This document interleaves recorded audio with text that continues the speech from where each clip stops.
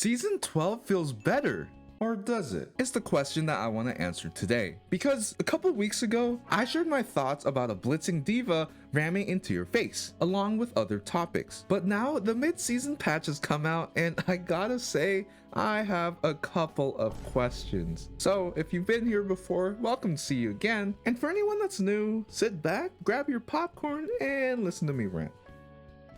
So the first thing I want to talk about is the balancing, because man, oh man, we have some questions in here. But first, I want to talk about the good thing, being Diva. Now overall, I think they did pretty good on nerfing Diva since they changed the armor flat damage reduction from 10 to 7 and they took off Diva's armor health by 50. But the biggest nerf slash bug fix was that they nerfed Diva's boosters going through the Juno ring. So now you won't be getting blitzed from like a mile away with the defense matrix and micro missiles going in every hole in your body. Which brings me to my question. Why the hell are we not reducing the defense matrix duration? Like, don't get me wrong, 3 seconds in reality isn't a lot of time, but 3 seconds of a defense matrix in your face is enough time for R. Kelly to take advantage of me. I believe something like 2.5 seconds is enough time of a defense matrix because I believe that this past meta has really shown how powerful Diva really was. And honestly, I've been a Diva hater since day one. Playing against defense matrix is just not fun at all.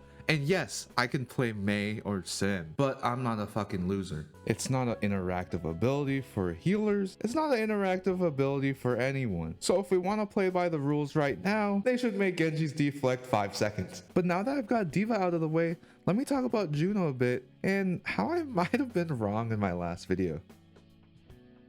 So in my previous video, I mentioned that Juno just feels like a worse version of every other hero. If I wanted speed, I use Lucio, and if I wanted more damage, I can use someone like Illari. But I'm gonna be real, at the time, I had no playtime on Juno. But now that I've actually played Juno in my matches, I gotta say she's actually high-key peak support. She's a really interactive healer, and I love going fast. And I got a hot take incoming, so stay with me now. But I believe that Juno might be better than Kiriko Rush. Now there's valid arguments for both. Kiriko has faster fire rate and increased movement speed, meaning that you can heal faster in Kiriko Rush. And Juno has a huge healing beam and a damage boost beam. And when you have that on the field, you really do have to respect it, unless you have a Juno all of your own. Because not only does it keep your team up, but it also gives your team more burst damage. And I mean, adding on a speed ring basically makes it Kiriko without the rate of fire buff. Now obviously the huge thing about Kiriko versus Juno is that Kiriko high-key is a fragger with an OP-ass ability being Suzu.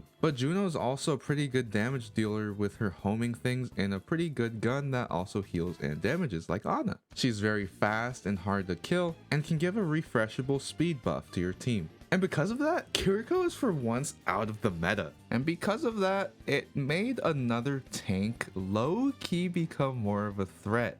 And that is Junker Queen. Since it's come to my attention that Kiriko might be an unnecessary evil that is needed in the game. Because without her, people like Junker Queen are going to be running rampant. Rampages, axes, bleeding everywhere, and there's nothing you can do about it without Kiriko. And I mean, yeah, you could run Juno Kiriko, but you high-key lose that healing backline being Juno Brig. Since I mean, Brig is also a very good support in the backline with especially the armor changes. And I mean, that's kind of it on Juno. She's a really nice breath of fresh air and has really opened up a lot of new things in the meta. For example, people like Mei and Junker Queen are more viable because Junker Queen doesn't have to worry about Kiriko Suzu, and Mei can slow down an enemy's push when they're going through the speed ring. But now with that ramble out the way, the last thing I want to mention to you guys is the balancing team and a couple of questions for them.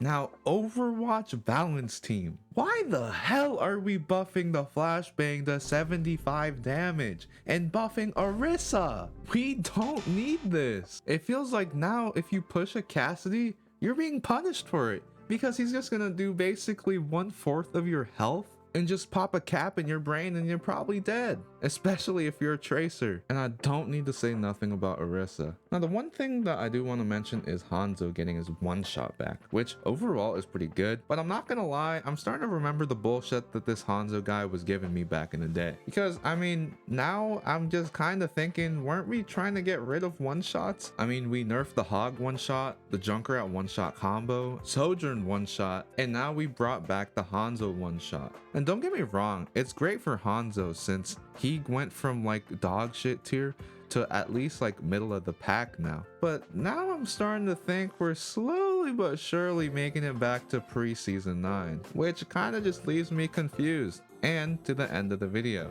So if you made it this far into the video, I appreciate every single one of you, and if you did like my ramble, please feel free to like and subscribe to the channel, and make sure to comment down below if you agree or disagree with anything that I had to say. Comment if you think they should free Diddy, or if you think Juno would let you hit. But with that being said, take care of yourself, take care of each other. Peace and love, baby.